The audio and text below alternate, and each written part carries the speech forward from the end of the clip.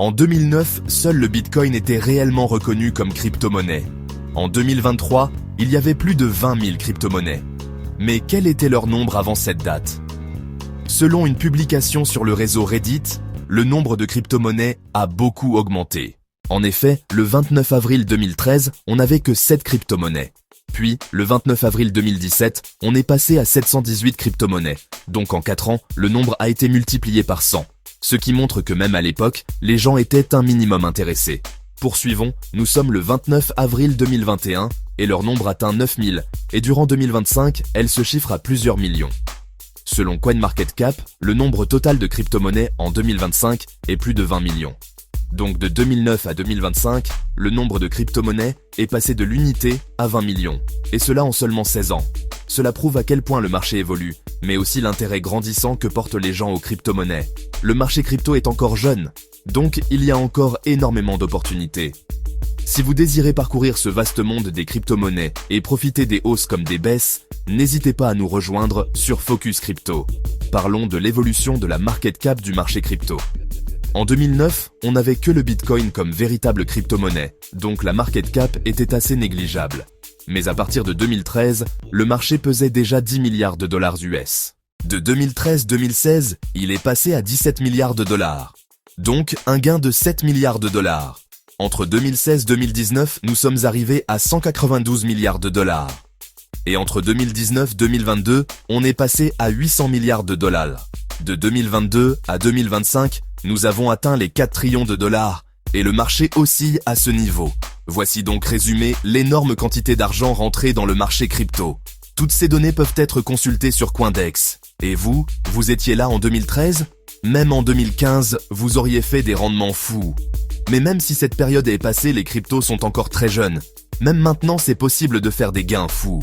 Mais attention, n'investissez que ce que vous pouvez vous permettre de perdre. Restez avec nous pour parler des statistiques fous en crypto-monnaie. Les rendements fous de Bitcoin. En 2009, Bitcoin est apparu. Il a fait des millionnaires et même des milliardaires. Le roi des crypto-monnaies a pris 10 000% entre 2009-2010, passant de 0,008 $ à 0,08 $. En 2011, il a fait plus de 1437%. En 2012, on a eu plus 193%. En 2013, on est allé jusqu'à plus de 5400%. En 2014, on était à moins 57%. En 2015, la performance était de plus 34%. En 2016, on a atteint plus 123%. En 2017, on a eu plus 1300%. En 2018, nous étions à moins 73%. En 2019, nous avions atteint plus 92%.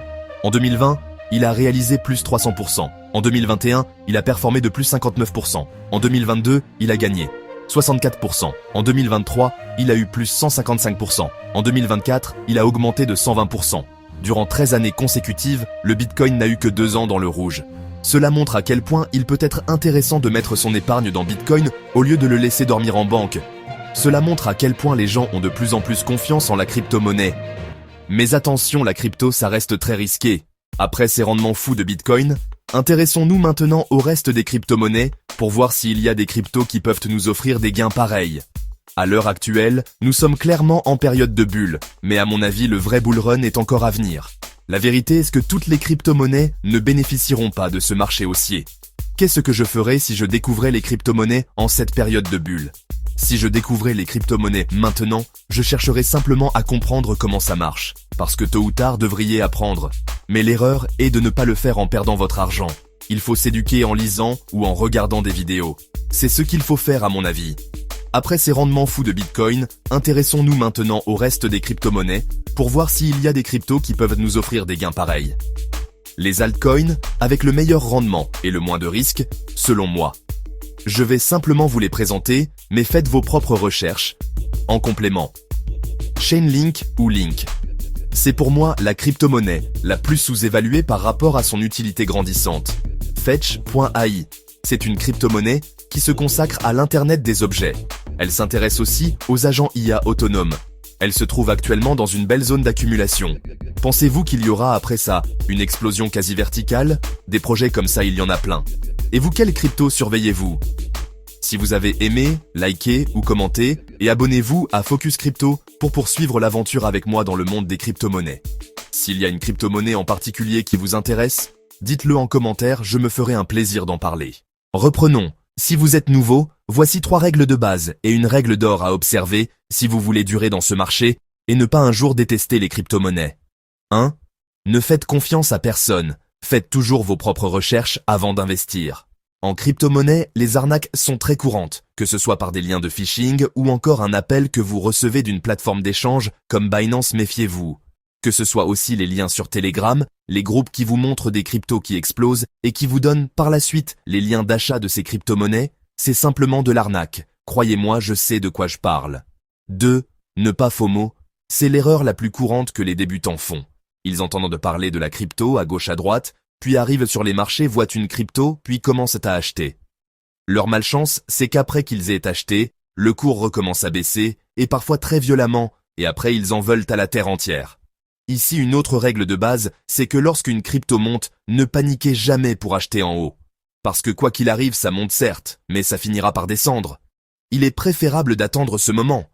Pour rappel, le FOMO signifie « Fear of Missing Out ». Ça se traduit en français par la peur de rater le train, ou la peur de rater une opportunité. 3. N'investissez que ce que vous êtes prêt à perdre. En fait, ce point-ci est important surtout pour votre propre mental. Imaginez que vous arrivez nouvellement sur le marché des cryptos et que vous mettez 50% de votre salaire pour en acheter. Non seulement vous misez gros, mais aussi vous n'avez pas un minimum de connaissances. Résultat, vous serez dégoûté du marché quand le marché baissera, or que c'est vous-même qui avez créé ce dégoût. Règle d'or, investissez toujours ce que vous êtes prêt à perdre, ce que vous pouvez perdre sans trop avoir bobo au cœur.